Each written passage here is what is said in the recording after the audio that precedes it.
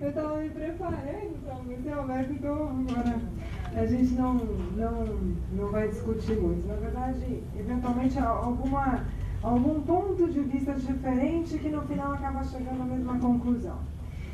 Quando eu olhei o título, eu diria que tem uma ressalva quanto ao título de início, né?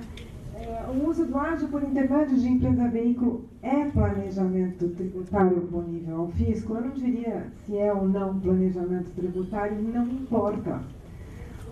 O uso do ágio por empresa-veículo é possível? Ponto. Se houve ou não a intenção de se fazer um planejamento, se aquilo é ou não um planejamento, isso não tem que ter importância. O motivo pelo qual eu pratico um ato não se confunde com a causa do ato. Essa é a grande questão e que me parece que está havendo uma confusão muito grande em desfavor dos lançamentos, em desfavor da procuradoria, em desfavor da fiscalização, e causa um enorme problema quando se chega no Conselho, e nesse ponto eu concordo inteiramente com o Alberto para dizer, talvez tarefa agora do Conselho desmistificar isso e tratar as coisas como o ato existe, as condições para a incidência ou para o usufruto do benefício existem ou não existem. É isso que o Conselho talvez seja a grande função dele, para de alguma forma orientar a fiscalização e fazer as coisas eventualmente voltar para o eixo. Porque se é ou não um planejamento, se teve um motivo, se eu resolver acordar alguma coisa com o Alberto e eu tentar ludibriá-lo, por um fisco importa os efeitos gerados pelo ato. Para o fisco não importa se eu quis ou não prejudicar ele, isso é uma questão entre particulares e quem tem que resolver é o Poder Judiciário. Porque entre particulares quem resolve é o Poder Judiciário.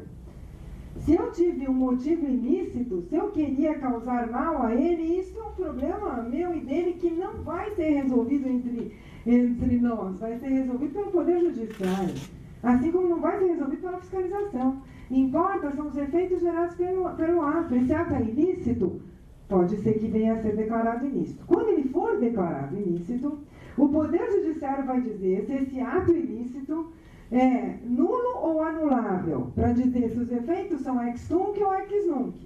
E para dizer que mesmo nos efeitos ex tunc, pode ser que tenha alguma coisa que não seja reparada que o efeito ficou. E vai ser tributado, e não importa.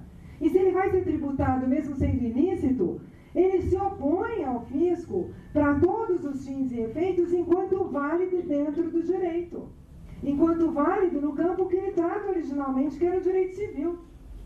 No direito civil só deixa de ser válido por uma declaração do Poder Judiciário. Isso quer dizer que a fiscalização não vai olhar os atos? Vai. Ela vai olhar os atos dentro da sua existencialidade. Ela vai diferenciar o que é motivo e o que é causa. Então, eu acho que essa é a grande questão e talvez, dito de outro modo, a gente concorde inteiramente quanto a esses pontos. Aqui, na verdade, eu tentei fazer um esqueminha, que o que seria o fato jurídico tributário quando a fiscalização revê aquele ato do contribuinte.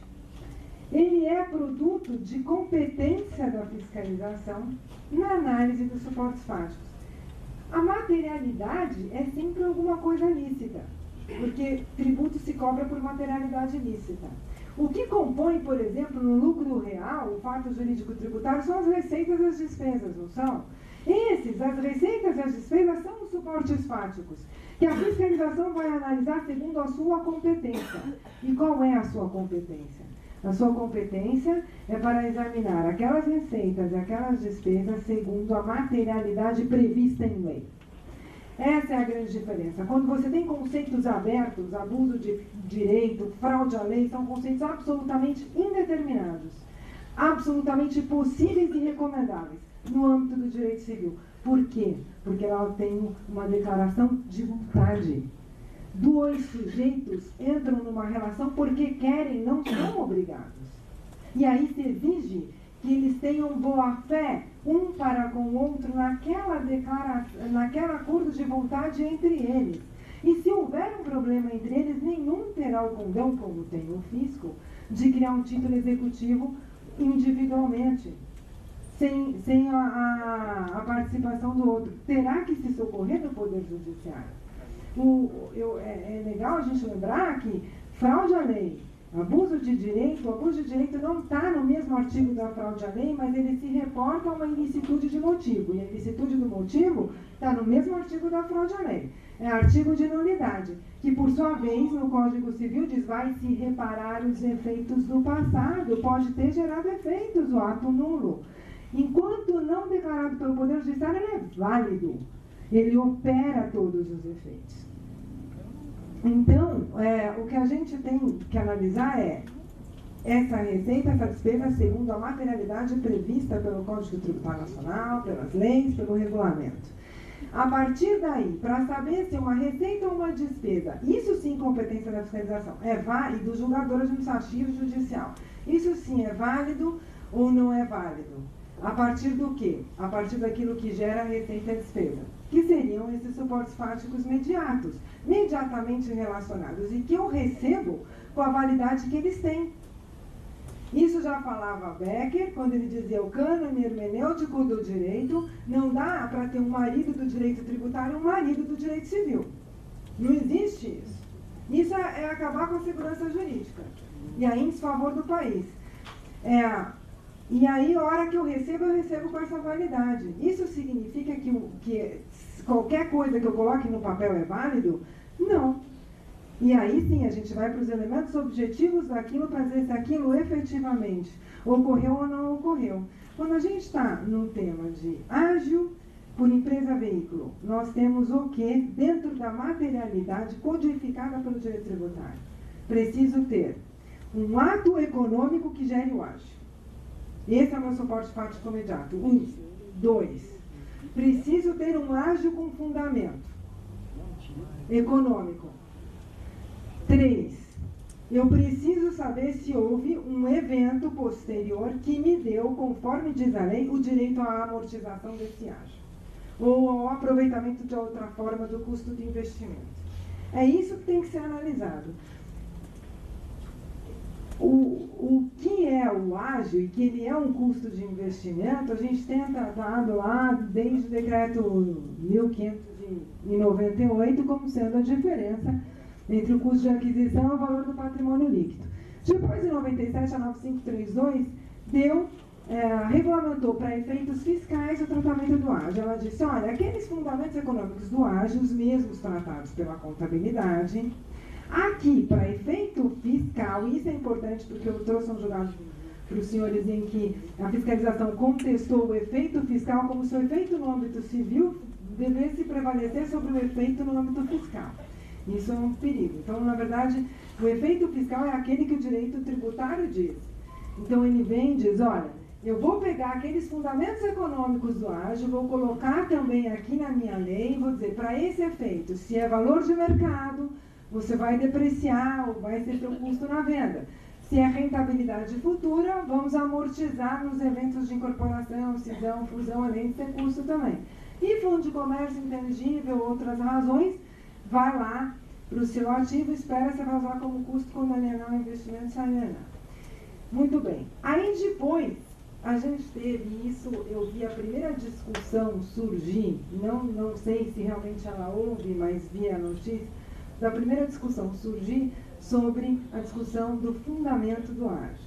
Por quê? Porque depois, com a 11638, veio a tratar de que na contabilidade, nas demonstrações financeiras, deveria seguir as instruções da CVM, que por sua vez seguiria os padrões internacionais de contabilidade. E que nessa medida agora a gente tem, para registrar um ágio sobre o fundamento de rentabilidade futura, deveria antes tratar do valor justo. E apenas essa sobra seria a rentabilidade futura. Então, aquele ágio de rentabilidade futura grande passa a ser muito menor. E tem toda uma discussão sobre o que seria um intangível mensurável, um intangível não mensurável, etc. E ela também tem os efeitos próprios. Na contabilidade hoje, esse ágio sofre impairment test. E, eventualmente, eu posso baixar o meu investimento em 60%. E lá, no efeito fiscal, eu tenho a condição de 1/60 depois da incorporação. E aí veio o 11941, criou o RTT e falou, os efeitos fiscais fiscalmente você não vai sofrer efeito disso. Fato. Fiscalmente não sofre efeito. Fiscalmente eu tenho 1 centavo de amortização para rentabilidade futura. Lá na contabilidade eu sofro impairment test. Ok. O montante do ágio é uma outra discussão. Deveria ou não impactar para efeito do cálculo do quanto que se tem de ágio doravante, se ele é todo rentabilidade futura, ou se eu tenho que pegar aquele ágio que eu escriturei contabilmente, é uma outra discussão. Mas é uma discussão que tem que vir, e eu não vou me posicionar sobre ela, mas é uma discussão que tem que vir depois da lei de 2007. Não pode ser uma discussão para o passado. E ela começou a gerar uma discussão para o passado, já nas discussões, nos autos de infração que vieram, eu vi um desses, eu acho isso um problema, porque naquela época não existia na contabilidade nenhuma obrigatoriedade de se apurar primeiro o valor justo, inclusive de intangíveis, para depois se ter o valor de rentabilidade futura. Muito bem.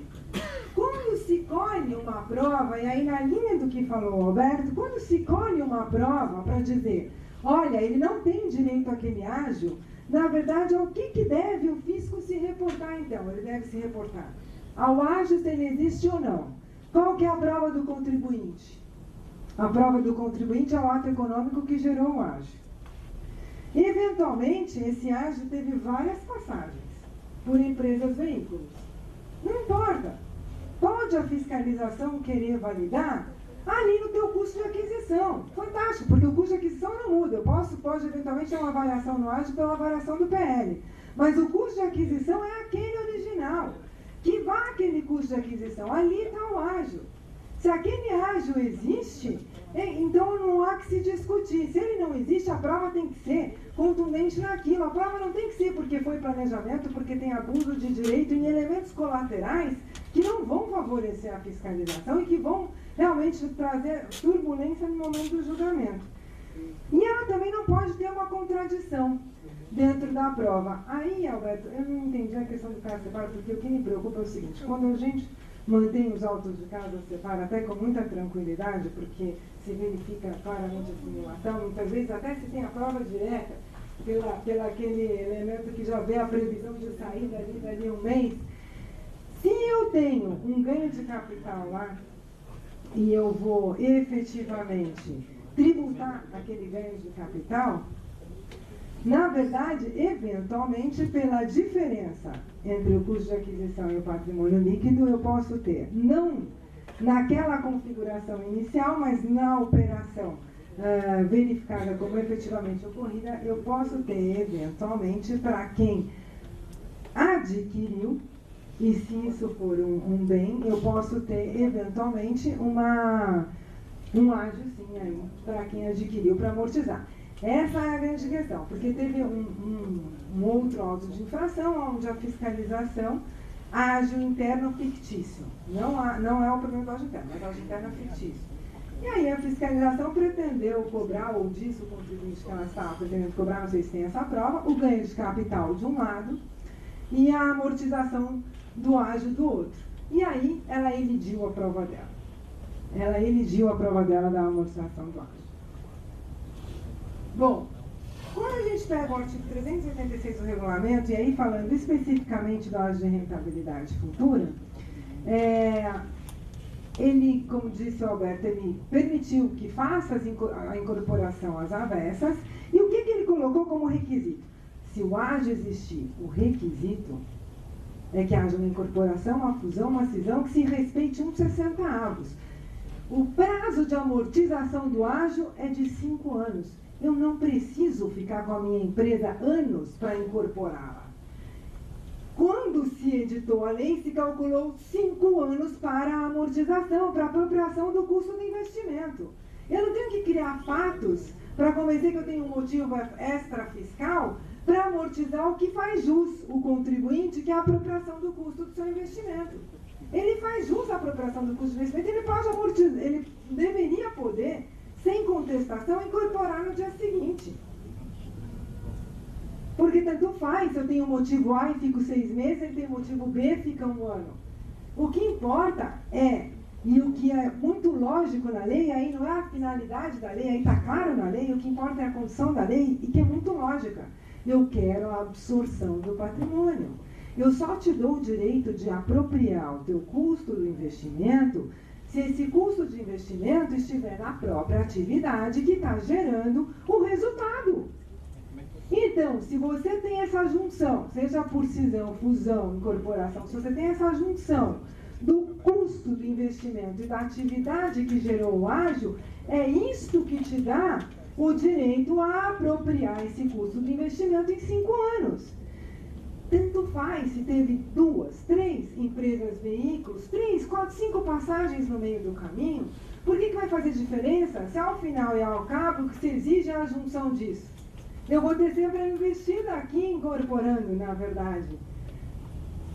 Se for veículo, vai ser sempre a investida. E por quê? Porque é ela que está com a atividade. Se não tiver veículo, pode ser que a investidora tenha incorporado.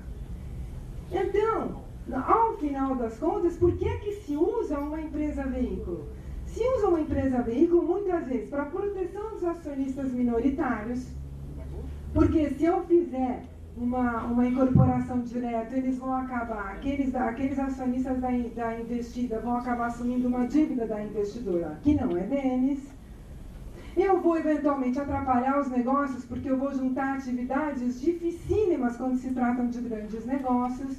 Então, como é que eu posso exigir? A mesma coisa que dizer, olha, eu criei essa lei aqui, essa lei que o Congresso Nacional criou, ela vale para empresas pequenas, que eu posso fazer incorporação fácil da investidora, também investidora, ela não vai valer para os grandes negócios, ela não vai valer para o fluxo da economia. Então não faz sentido, quer dizer, precisa ter efetivamente o ágio, precisa ter a absorção, a junção do investimento e da atividade. Muito bem. Quando eu falo da confusão que se faz, e aí eu trouxe alguns acórdons, é engraçado porque eu começo a ler os acórdons e eu fico um pouco preocupada, porque ou o fiscal autuou objetivamente nas provas, e aí na decisão recorrida se vem com a história de abuso de direito, finalidade da lei, às vezes aquele valor especificamente que poderia ser contestado, um valor que nessas passagens eventualmente ficou superior, que poderia ser contestado, fica esquecido lá, porque se está em abuso de direito, em finalidade da norma, etc, etc. Ou, então, eu vejo o julgador no conselho tendo que refutar os argumentos de abuso de direito e o advogado buscando finalidade para o ato dele, que é absolutamente ilícito dentro das exigências legais. Na verdade, o que se tem é suficiência ou não da prova. Dizer que a gente vai acertar todos os atos formais, isso não é verdade. Mas quando a gente fala em suficiência da prova, significa, se o negócio jurídico é um negócio por excelência formal, não significa que ele não tem causa, ele sempre tem. Um casamento tem uma causa. Mas ele é um ato por excelência formal. Então, aquela forma é suficiente como prova. Se o negócio jurídico é causal, a prova é a causa, não é o motivo que leva à prática do ato. A causa são os elementos essenciais do ato. E aí se tem como elementos essenciais a causa pressuposta, como consequência natural a causa final. Se eu tenho uma consequência natural importante, ela prevalece sobre os elementos essenciais. Assim trata o direito civil. Quando se fala num caso a separa, por que a gente diz que o ato é simulado? Não precisa dar a pecha de simulado, que a meu ver a pecha de simulado é muito mais para dizer simulado enquanto fraude. Concordo plenamente, está em posição de multa qualificada. Não, mas não precisa dizer que é simulado para o autor, precisa dizer o ato efetivamente se caracterizou como isso ou aquilo. Então, quando se diz que um caso a separa não existiu, na verdade não é aquilo que aconteceu, é porque não tem a causa final, não tem a associação. Está prevista a saída, não tem, como dizia já Pontes de Mirandas, não tem um elemento objetivo de adequação à causa. Nada que objetivamente determine que aquilo vá ser uma associação. Agora, qual que é a causa típica de um negócio indireto? Um negócio indireto, Terço Sampaio Ferraz fala, um negócio indireto, ele tem uma função. atípica se a gente considerar uma sociedade, a função típica, a causa natural de uma sociedade. Mas ele tem uma consequência natural típica de um negócio indireto, construída a partir do direito civil, que aceita os usos e costumes para essa construção, e que a CVM, em 2008, veio dispor que eu não preciso nem demonstrar viabilidade econômica e financeira, e que, para efeitos de não demorar com a burocracia do país, que poderia ser usado empresas de prateleira para possibilitar os investimentos no Brasil. Isso aconteceu em 2008. CVM se manifestou assim. E por que isso? Porque tem uma função típica, um negócio indireto. Ele tem a função típica de uma holding, de exercício de poder de controle, de uma super holding, que diria eventualmente duas empresas veículos, né? De uma super holding, para isolar o controlador da sociedade de controle. Ele tem uma sociedade de propósito específico para realmente separar aquele investimento dos demais investimentos de cada um dos investidores.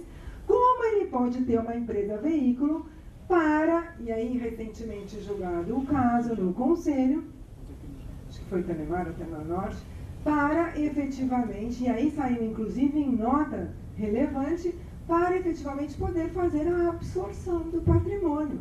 E licitamente aproveitar, então, a amortização do custo do investimento, sem prejudicar e trazer dívidas para os acionistas minoritários ou prejudicar o próprio negócio. Essa é a função típica do negócio jurídico indireto. Esse foi um julgado bastante recente, né, que foi o julgado do Santander. E aí, continua aquela preocupação, né? Quanto às conclusões, obviamente, na pesquisa, uma coisa, quantas conclusões, obviamente, na pesquisa que tem que ser feita dos fatos o ágio era indiscutível o que aconteceu na origem. O valor do ágio não foi objeto de contestação fiscal. Houve a absorção do investimento. Juntou atividade e custo desse investimento. A atividade estava aqui, o custo ficou aqui. Aqui se amortizou o ágio. Para mim, essa é a conclusão do julgado.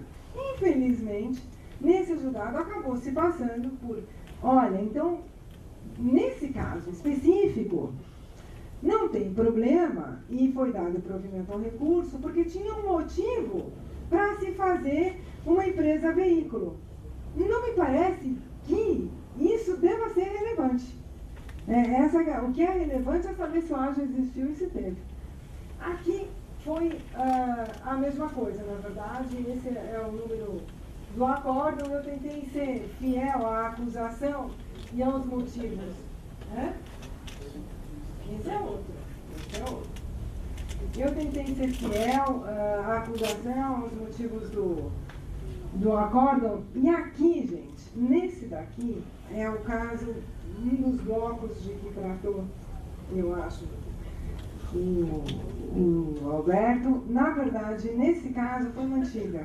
Só que quando você lê o acórdão, ele foi mantido por abuso de direito, ele foi mantido, e esse é antigo, na verdade, acho que não estava tão maturada essa questão, e foi mantido por questões que, a meu ver, não deveria ser. O que aconteceu aí? Aconteceu que não houve a prova, e aí realmente a prova da fiscalização é contundente, a acusação fiscal está correta, mudou-se, a meu ver, no curso do julgamento o próprio fundamento jurídico, mas a acusação fiscal está absolutamente correta, e na acusação fiscal ela diz, espera, você tinha um ágio efetivo, não se discute, lá atrás tinha o ágio. E aí fez a subscrição, trouxe o ágio para uma empresa veículo, incorporou essa empresa veículo, tudo que não deveria dar problema, no acórdão já deu, mas não deveria ser aí o problema. Aí depois ela não chegou a amortizar. Ficou na própria investida aquele ágio de rentabilidade futura. E ela vendeu um estabelecimento seu. E ela tomou integralmente isso como custo.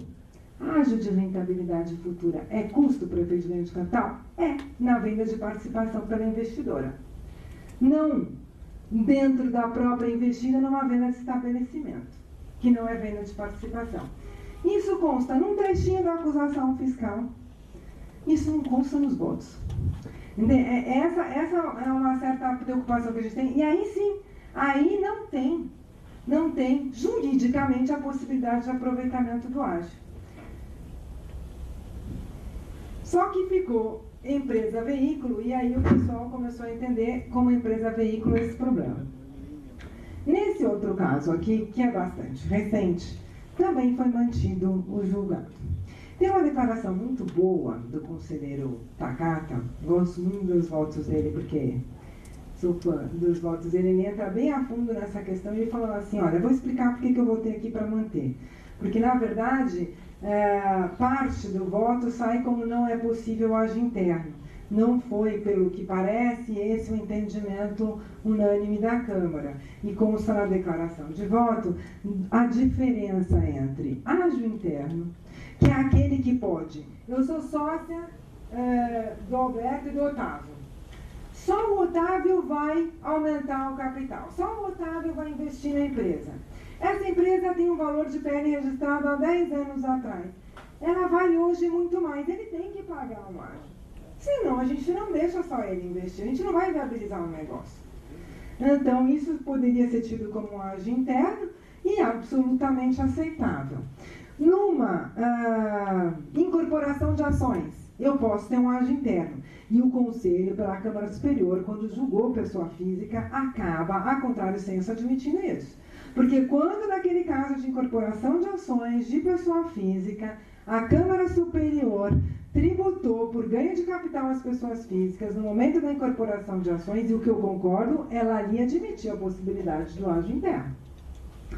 E aí, se lá está tributado ganho de capital, o ágio interno para amortização é absolutamente factível. Então, aqui, na verdade, não foi porque foi um ágio interno, pelo menos na declaração de voto, aí existe realmente essa divergência entre o voto e a declaração de voto.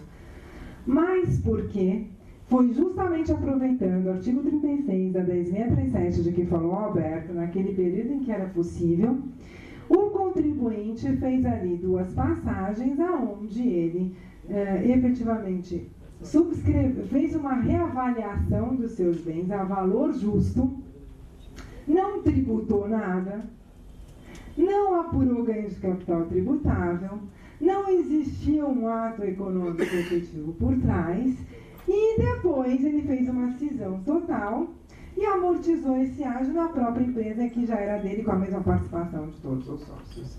Então, na verdade, não é porque foi ágio interno, é porque foi ágio interno gerado o próprio ágio artificialmente. Então, quer dizer, os dois que a gente vê, claramente, um porque o ágio é artificial e o outro porque não existe a autorização para aquele tipo de apropriação do custo de investimento.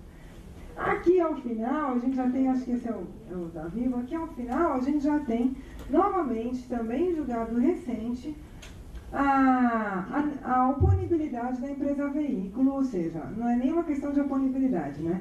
A possibilidade de utilização de empresa veículo como instrumento absolutamente ilícito dentro dos usos e costumes do direito privado para efetivamente poder fazer a absorção do patrimônio sem causar prejuízo aos administradores, usando de um benefício que de qualquer forma seria possível no âmbito fiscal. E aqui, então, também foi dado provimento ao recurso. Existe uma divergência na declaração de voto quanto ao voto vencedor, porque justamente, às vezes tratam do ágio quando ele é gerado em uma ou duas ou três, aqui acho que foram várias, passagens nas empresas veículos. E aí, muitas vezes, tenta se desconsiderar por ser várias empresas veículos. A prova ela tem que ter uma finalidade. Que finalidade tem desconsiderar uma empresa veículo? Desconsidera a empresa veículo. Eu tenho a apropriação do ágio pela anterior do mesmo jeito. Quer dizer, é uma prova que não tem nenhuma finalidade. Mas aqui, na verdade, teve alterações no valor por conta da alteração do PL nas passagens desse ágio. E aí, isso acabou ficando perdido no meio do caminho. Quem fez a declaração de voto, a conselheira que fez a declaração de voto, ela volta no tempo, acho até correto, ela volta no tempo para olhar aquele custo original e dizer, tem esse custo original.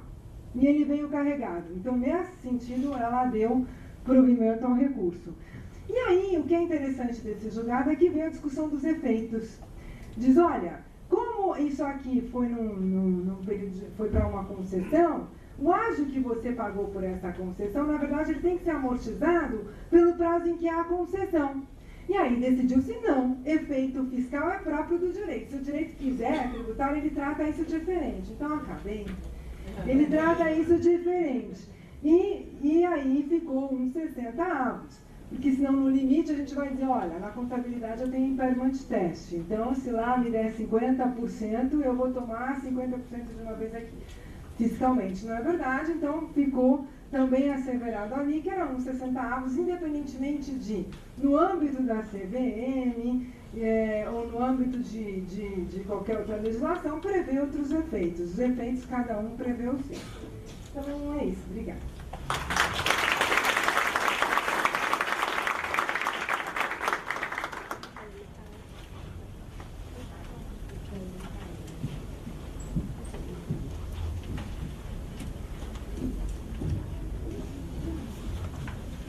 Bem, eu gostaria de parabenizar aí as palavras do Dr. Alberto e da doutora Carmen, desculpa.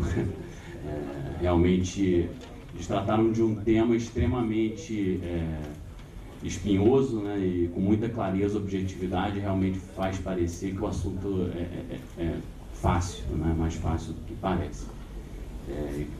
Conseguiram, a meu ver, também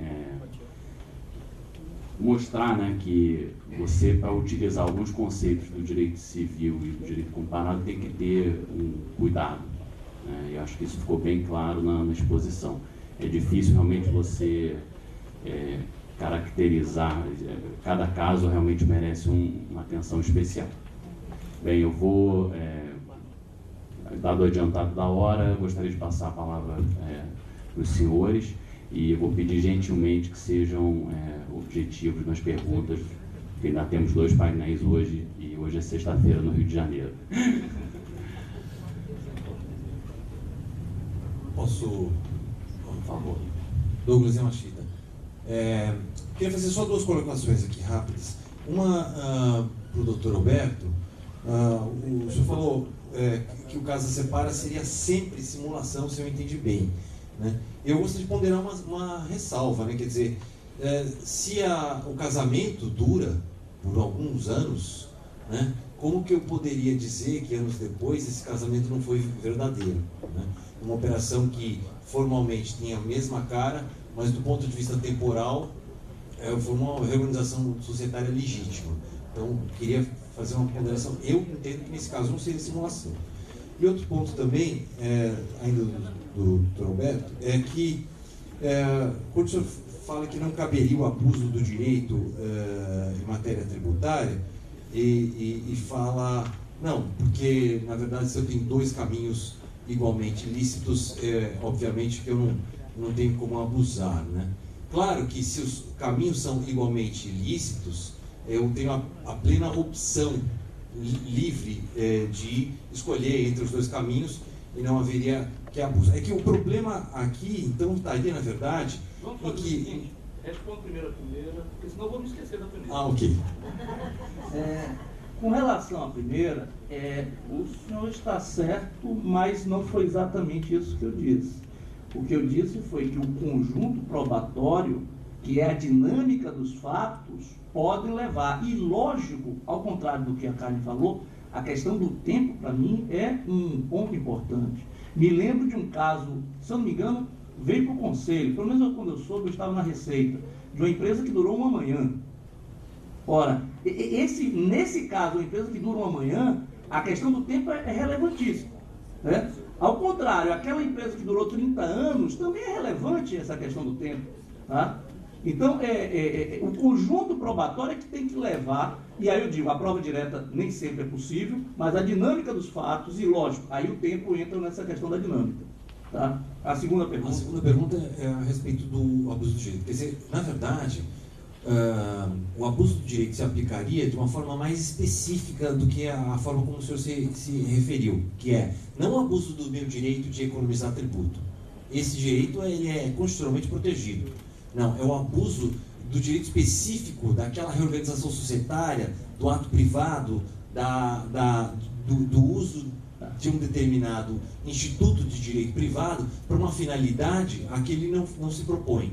Por exemplo, o uso de uma sociedade como conduíte para uma economia tributária.